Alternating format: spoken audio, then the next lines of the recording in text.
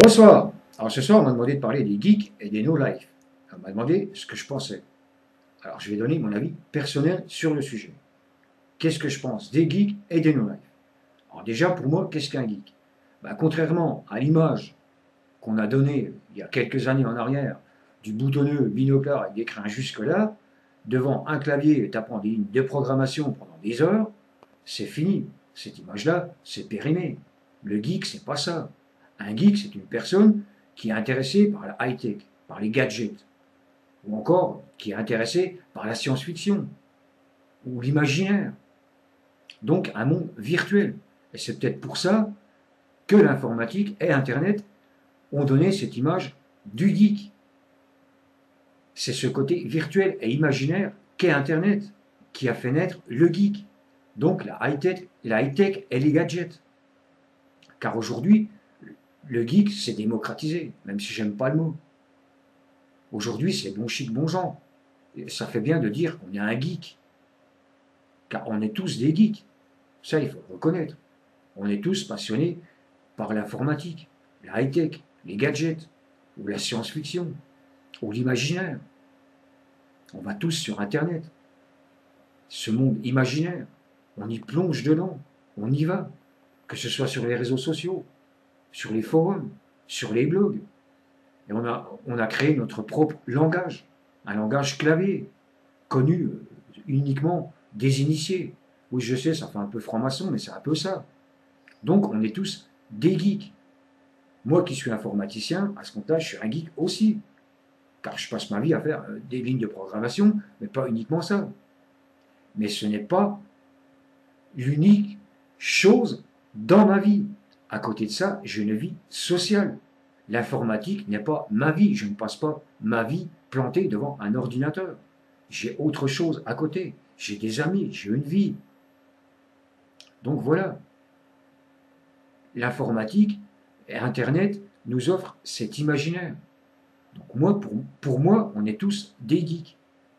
Car on va tous sur des réseaux sociaux et on y passe des heures, ou sur un blog, ou sur des forums. Mais moi, c'est pas tellement le geek qui me fait peur, car le geek a quand même un côté social. Moi, le côté pervers, c'est le no-life. Car le no-life veut bien dire ce que ça veut dire. No-life, ça veut dire sans vie, qui n'a pas de vie. Et là, c'est dangereux. Car le no-life pénètre réellement dans un monde imaginaire, un monde qu'il va se créer. Et c'est souvent à travers des jeux vidéo. Et le plus connu, c'est World of Warcraft, si je prononce bien le mot. Enfin, les no-life reconnaîtront. Et il se crée un personnage qui n'est pas le sien, mais il se donne à fond dedans. Et il vit à travers ce monde virtuel, cet imaginaire, qui est souvent violent. Et il va y passer des heures. Et des fois, même, il y passera la nuit. Et ça devient une drogue. Et il devient asocial. Il est coupé du monde extérieur. Il délaisse sa vie familiale. Il va à l'école parce qu'il faut y aller. Et il se négligera lui-même. Son comportement va se dégrader. Et il s'occupera uniquement de son image virtuelle, du personnage qu'il s'est créé. Et il n'aura plus d'amis. Car les seuls amis qu'il aura, c'est les personnes avec qui il se bat dans ce monde virtuel, dans cet imaginaire. Et souvent, ces jeux sont très violents. Et je me souviens qu'on m'a posé une question. On m'avait demandé pourquoi un jour une personne se lève, elle va prendre un fusil, et va dégommer comme ça, sans raison.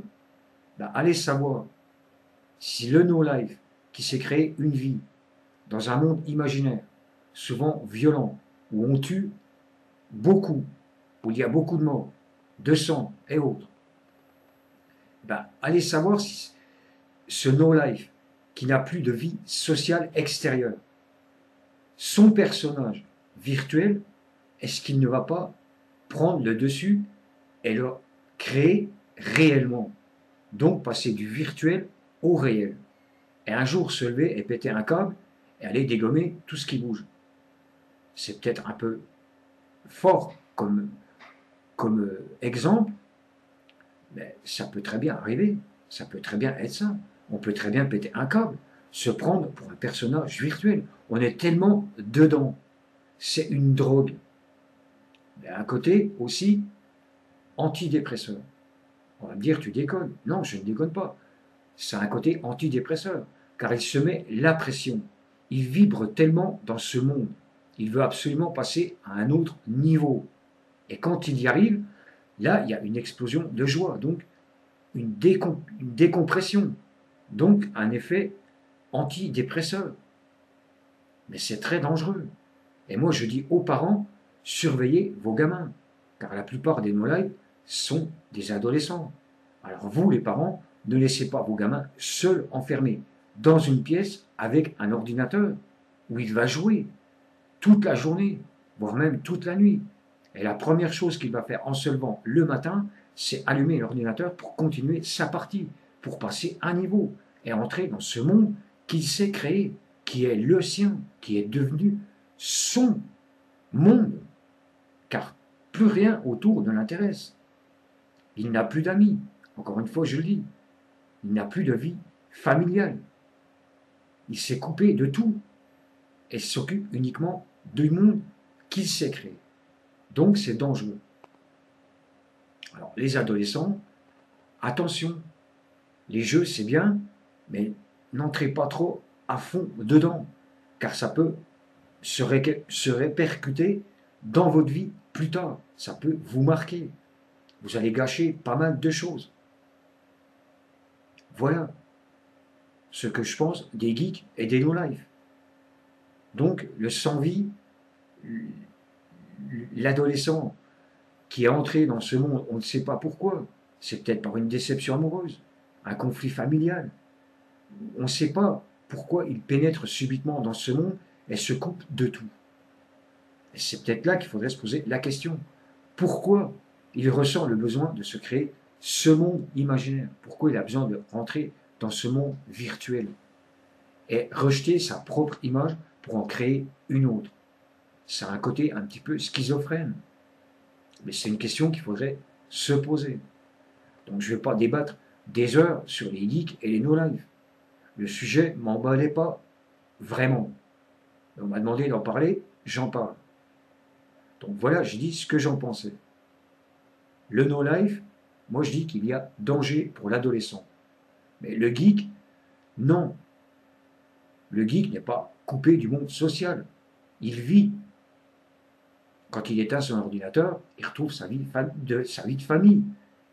Il retrouve son monde social, ses petites habitudes, la merde quotidienne.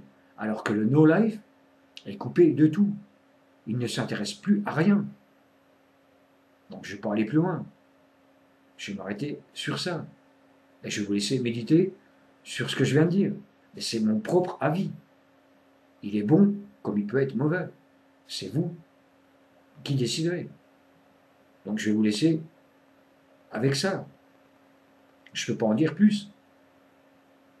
Il me semble que j'en ai suffisamment dit. Donc je vais vous dire bonsoir et à bientôt. Et dans la prochaine vidéo, je parlerai de la manipulation. Mais la manipulation des médias et des politiques sur les personnes qui sont faibles et qui captent, surtout qui sont les personnes qui sont faibles. Donc voilà, je parlerai de la manipulation. Alors je vais vous dire bonsoir et à bientôt.